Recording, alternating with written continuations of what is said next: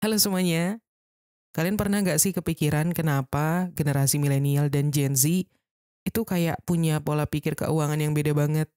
Ada yang ngerasa milenial itu lebih konservatif, lebih mikir panjang, sementara kalau generasi yang lebih muda, Gen Z, itu tipenya lebih santai, lebih fleksibel ya, tapi juga gampang kebawa tren. Tapi di sisi lain, banyak juga loh kesamaan masalah keuangan yang dihadapi oleh dua generasi ini.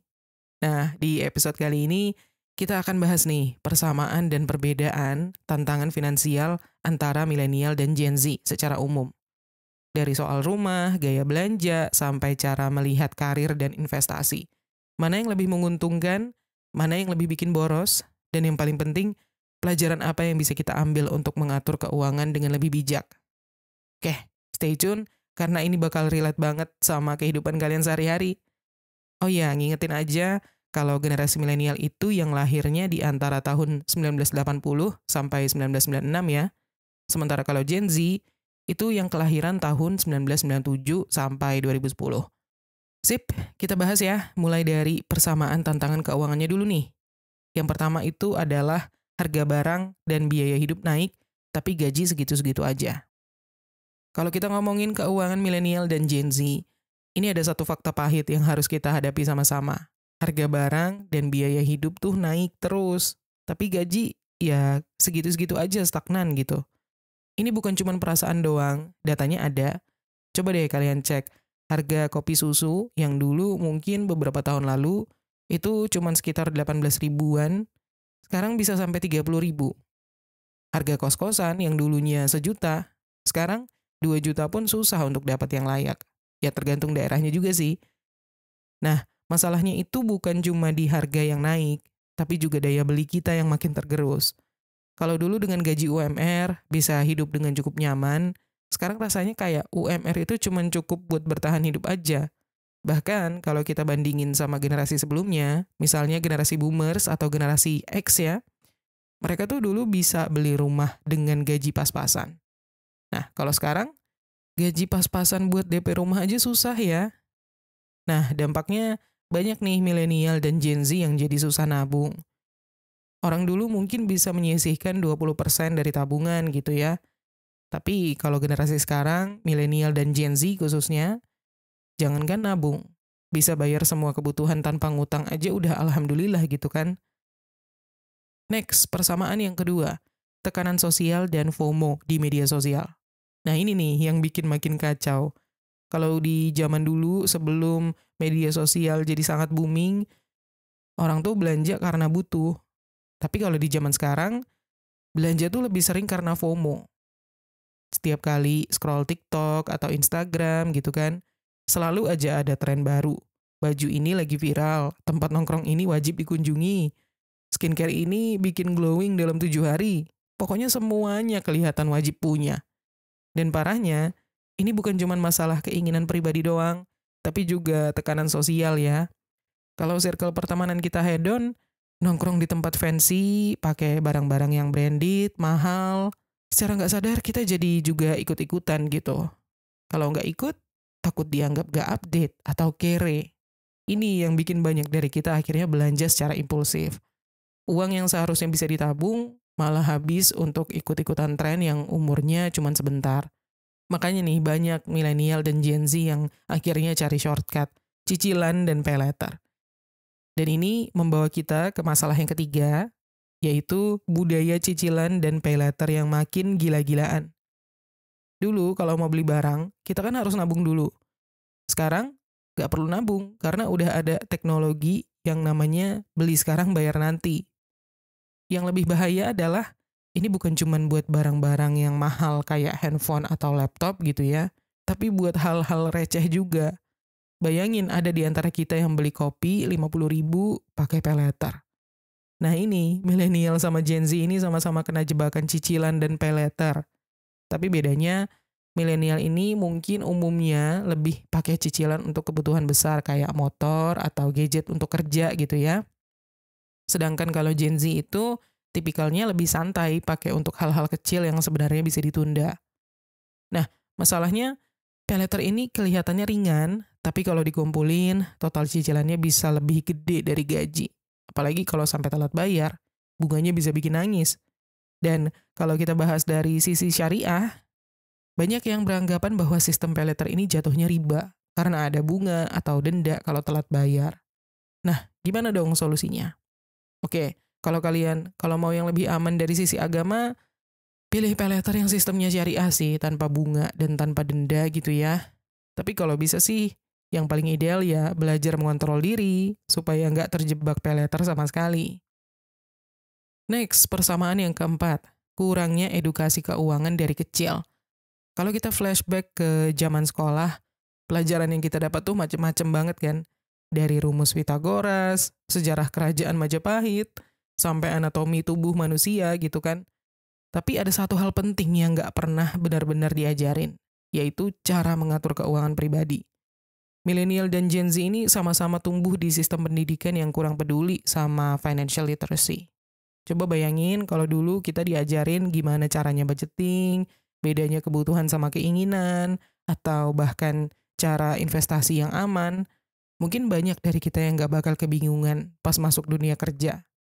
Nah, dampaknya, banyak dari kita, milenial dan Gen Z, yang baru sadar pentingnya dana darurat pas udah kepepet.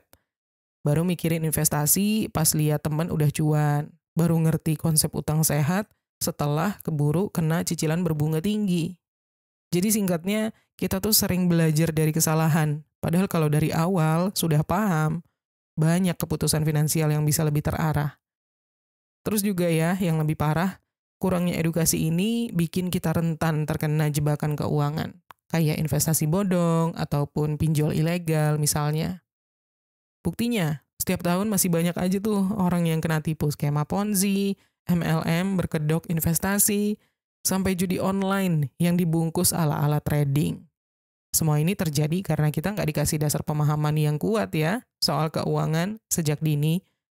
Jadi, kalau sistem pendidikan aja belum bisa memberikan edukasi finansial yang proper, ya mau nggak mau kita jadi harus cari sendiri kan? Tapi untungnya ya, zaman sekarang udah banyak banget sumber belajar gratis di internet ya. Tinggal kemauan kita aja untuk mencari dan belajar.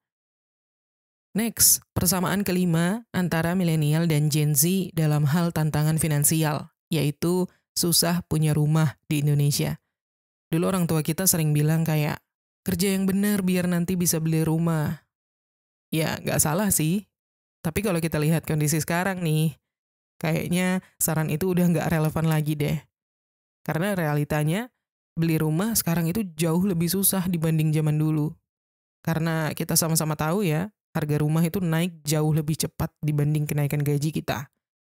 Contohnya aja nih, kayak di Jakarta gitu ya, harga rumah rata-rata udah di atas 1 M. Sementara UMR-nya di Jakarta baru sekitar 5 jutaan.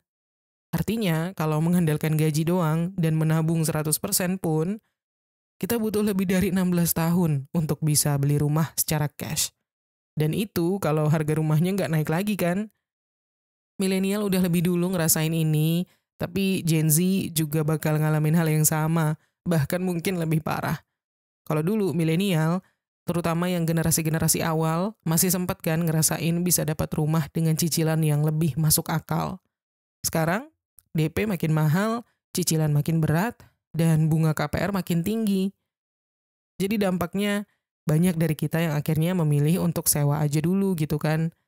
Di satu sisi, nyewa tempat tinggal bisa dibilang memang lebih fleksibel. Nggak perlu DP yang besar, dan bisa pindah kapan aja kan kalau kerjaan atau kondisi berubah. Tapi di sisi lain, kalau dihitung jangka panjang, bayar sewa itu kayak buang-buang uang jatuhnya, karena nggak ada aset yang kita miliki.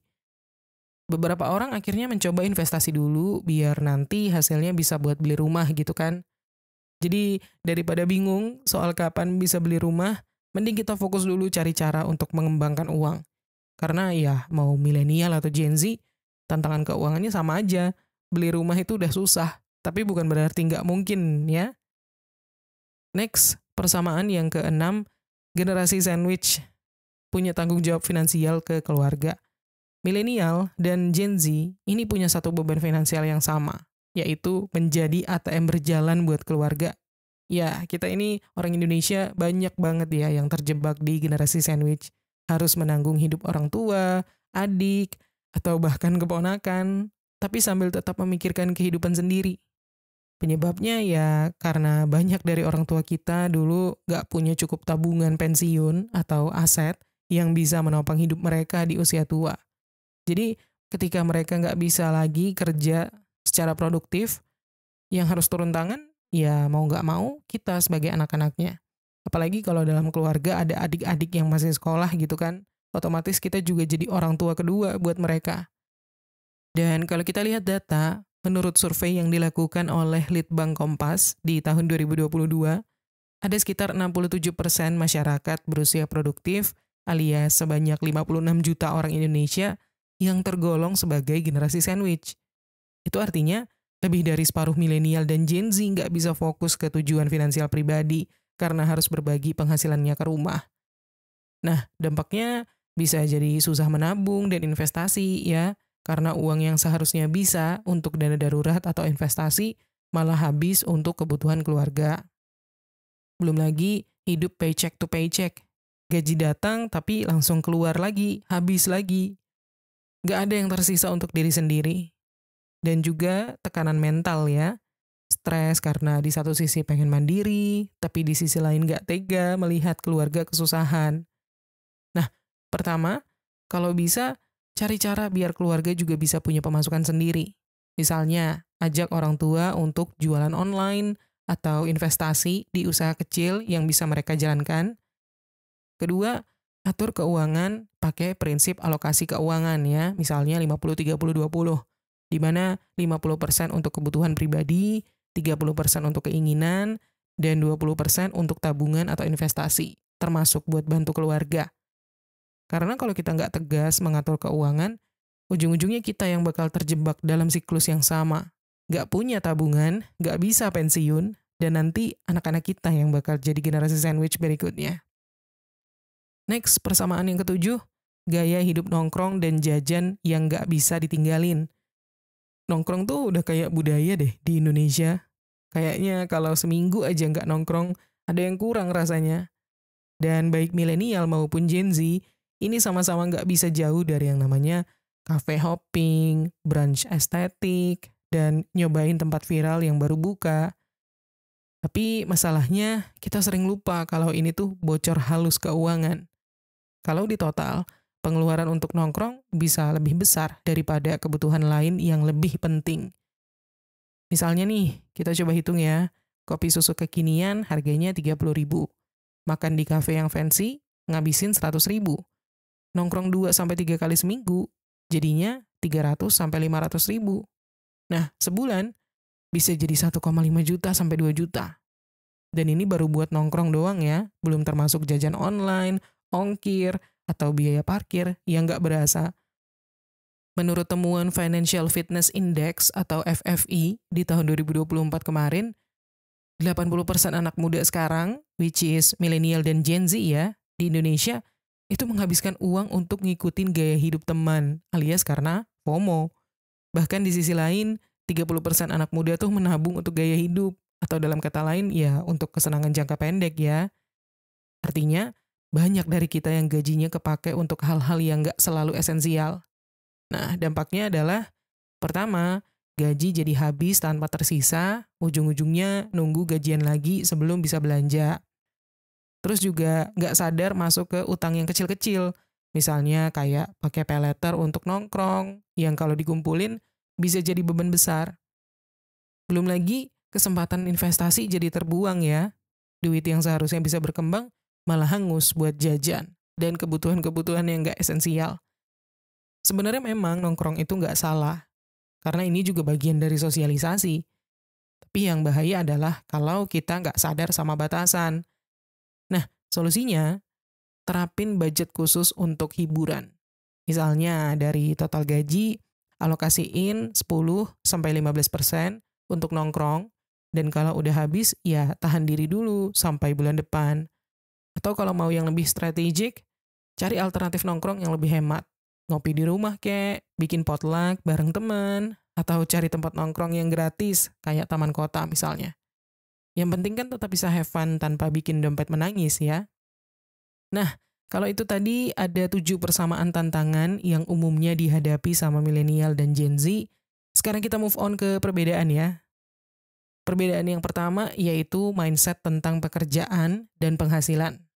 Kalau ngomongin mindset soal kerjaan, ini beda banget antara milenial dan Gen Z secara umum. Milenial tuh kebanyakan masih megang mindset kerja kantoran itu aman, ada jenjang karir, dan punya tunjangan gitu kan.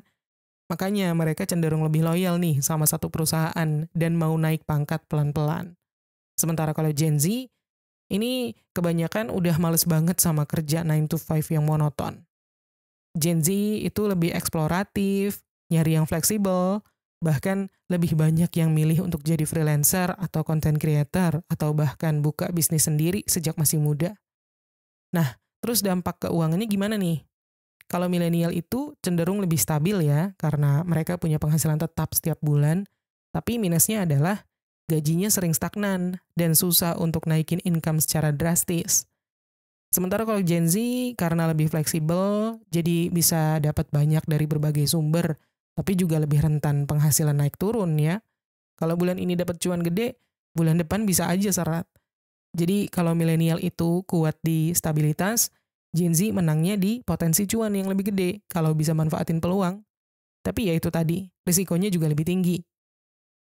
Next, perbedaan yang kedua, cara menghasilkan uang. Ini mirip ya sama poin sebelumnya. Jadi kalau misalkan zaman dulu, orang kalau mau punya penghasilan itu kan ya kerja kantoran atau usaha konvensional. Makanya milenial itu kebanyakan kerja tetap dengan gaji bulanan. Ada juga yang mulai usaha, tapi modelnya masih klasik kayak buka warung atau bisnis offline gitu kan. Sementara kalau Gen Z, mereka ini jago cari cuan di dunia digital. Bisa dari freelance, bisa jualan online, dropship, atau jadi content creator. Bahkan mereka bisa dapat duit cuman dari main game, live streaming, atau bahkan bikin konten viral di TikTok gitu kan. Jadi kalau secara finansial, milenial ini cenderung lebih aman. Karena kerja kantoran ada gaji tetap ya, sekali lagi ada BPJS, dan kemungkinan juga dapat pensiun, dana pensiun. Sementara kalau Gen Z itu lebih cepat kaya kalau berhasil, tapi juga lebih berisiko. Banyak yang terjebak dalam hustle culture, kerja siang malam, tapi nggak ada jaminan stabilitas. Bahkan karena lebih sering main di dunia digital, Gen Z ini lebih rentan kena scam, atau investasi bodong, ataupun ditipu klien di kerjaan freelance gitu. Makanya penting banget nih untuk belajar literasi keuangan, biar nggak gampang kena jebakan cuan instan. Next, perbedaan yang ketiga, cara mengatur keuangan. Nah, ini yang paling kelihatan bedanya. Kalau milenial itu cenderung lebih konservatif dalam mengatur keuangan. Mereka ini lebih suka nabung di bank, atau beli emas, atau investasi yang dianggap aman kayak deposito atau properti. Sedangkan kalau Gen Z, mereka ini lebih agresif. Mereka berani masuk ke instrumen investasi yang lebih high risk, high return, kayak saham, kripto gitu kan.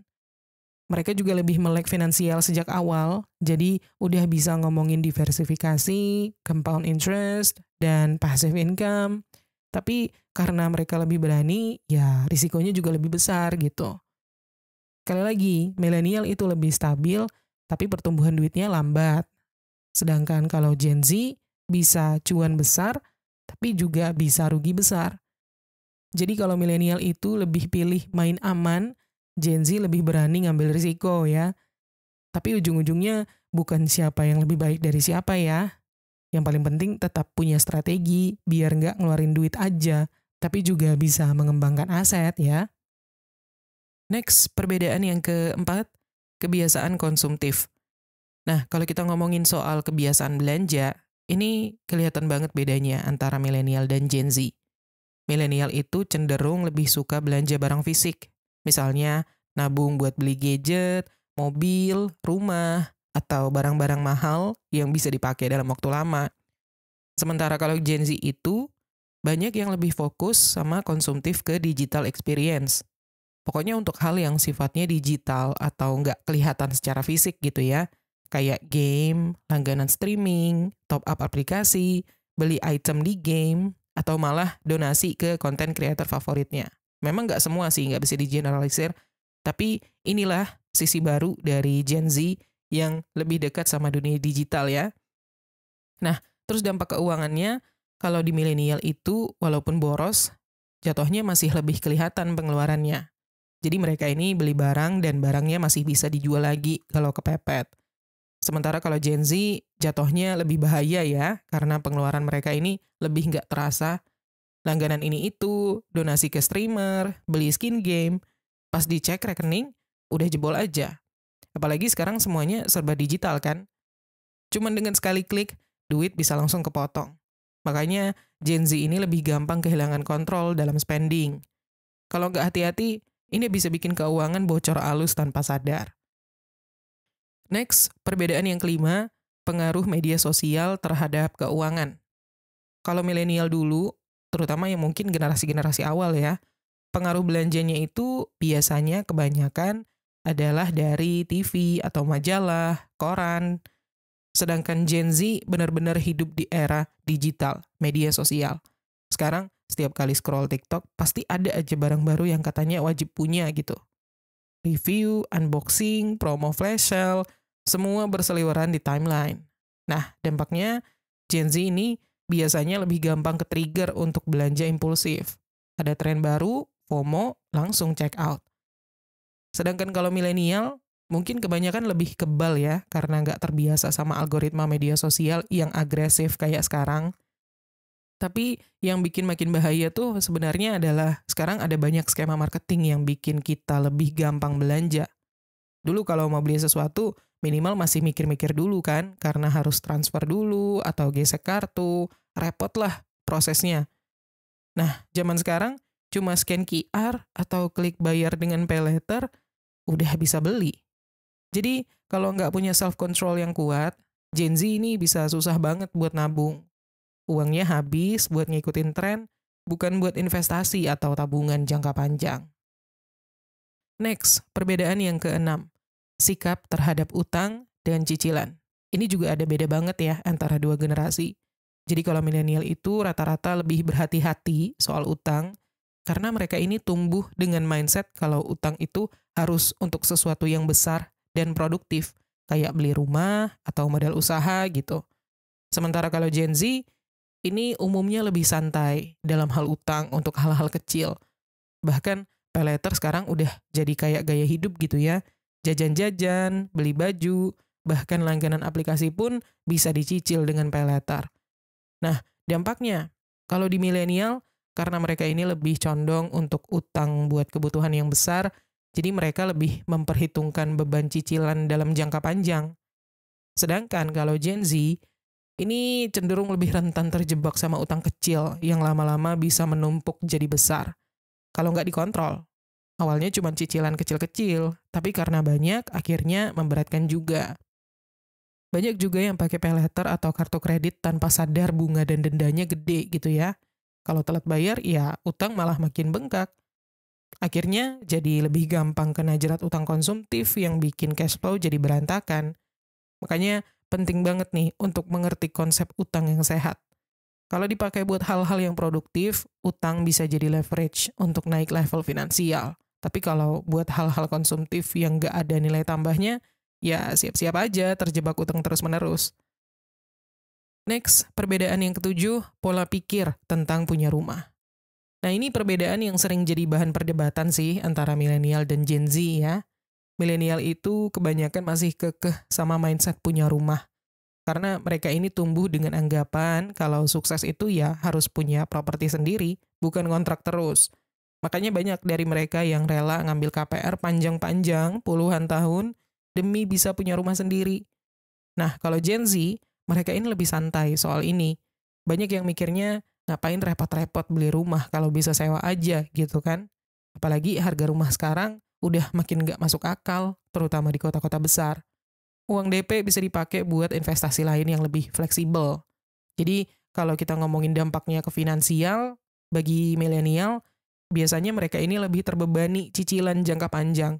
Uang mereka lebih banyak kesedot buat bayar KPR, jadi ruang gerak untuk investasi lain lebih sempit.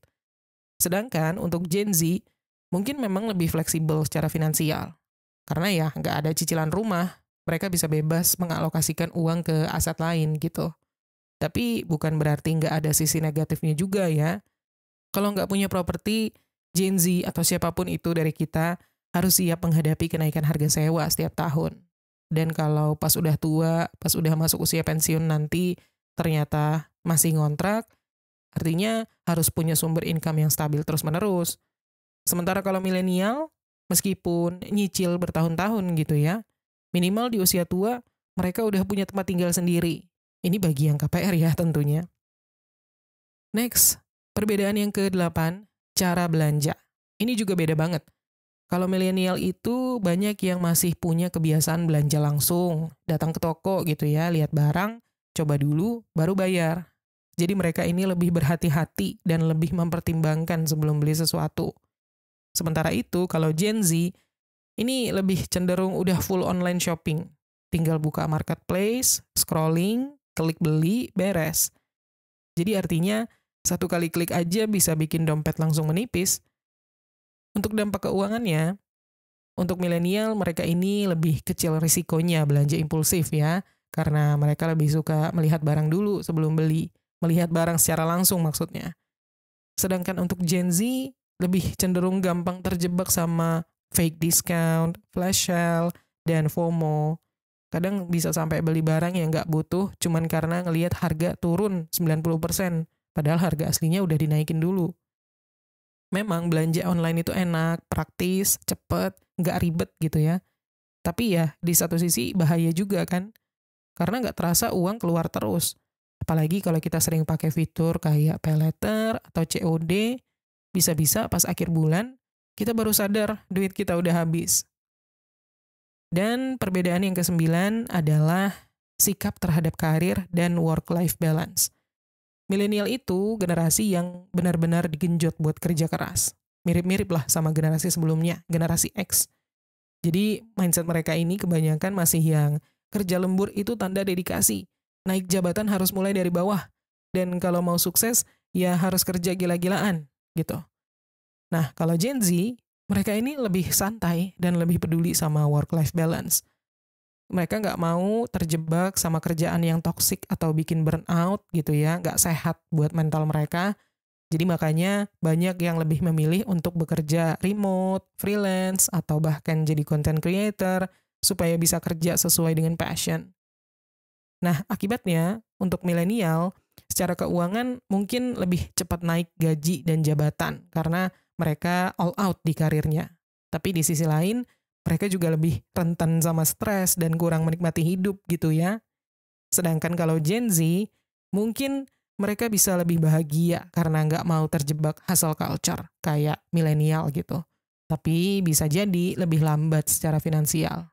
Kadang kalau terlalu santai dan nggak ngambil peluang buat naik level karir, ya gaji bakal stagnan kan? Intinya sih, dua-duanya ini ada plus minusnya sendiri. Tapi yang paling penting adalah bisa seimbang antara cari uang dan menikmati hidup. Jangan sampai terlalu ngoyo, sampai lupa kesehatan, tapi juga jangan terlalu santai, sampai nggak punya tabungan buat masa depan. Jadi setelah ngebahas panjang lebar tadi, kelihatan kan ya kalau milenial dan Gen Z ini sama-sama struggling soal keuangan. Bedanya cuma di cara menghadapi tantangan itu. Nah, sekarang giliran kalian nih buat evaluasi cara kalian mengatur keuangan. Kalian lebih ke gaya milenial atau Gen Z?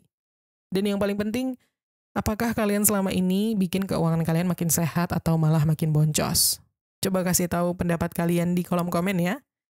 Oke, segitu dulu episode kita kali ini. Semoga bermanfaat dan terima kasih udah nonton. Kita ketemu lagi di tips menuju kekayaan berikutnya.